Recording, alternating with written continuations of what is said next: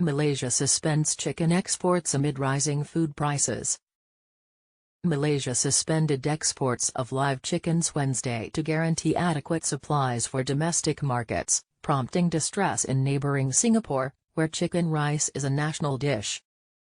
In Singapore, which sources a third of its poultry from Malaysia, consumers rushed to stock up on fresh chicken ahead of the ban, with local media reporting that shelves in some wet markets and supermarkets have been cleared of the meat.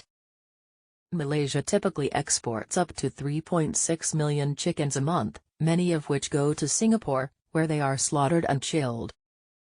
The Singapore Straits Times said chicken sellers predicted the cost of chilled chicken could rise by up to 30%, sending chicken dish prices soaring. The Singapore government has urged consumers to switch to frozen chicken and other alternative meats, and is exploring new markets for fresh chicken. But there is concern over the fate of the ubiquitous chicken rice that is sold everywhere from hawker stalls to top hotels.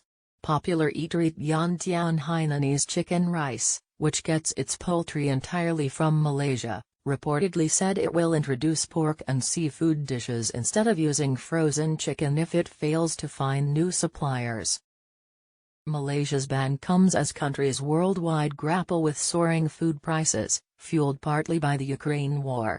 Ukraine is a major exporter of corn and grains that are key components of chicken feed. India also moved to protect its markets, restricting sugar and wheat exports, while Indonesia temporarily halted, and then lifted, palm oil sales abroad. Apart from the export ban, Malaysia also abolished import permits for chicken and other foods to boost food supply and curb prices amid public anger. It has earlier capped chicken prices and allocated subsidies for farmers squeezed by rising cost of chicken feed, partly caused by a weakening Malaysian currency. The move came as a surprise by Prime Minister Ismail Sabri Yaakob's government, which took power in August and faces a general election next year. The government is also investigating claims that cartels are controlling the price and supply of chicken. The ban not only caused alarm in Singapore but also troubled smaller Malaysian poultry farmers who supply to Singapore to help keep their operations afloat. The government didn't say how long the export ban will last, but officials expect supply and prices to normalize within a month.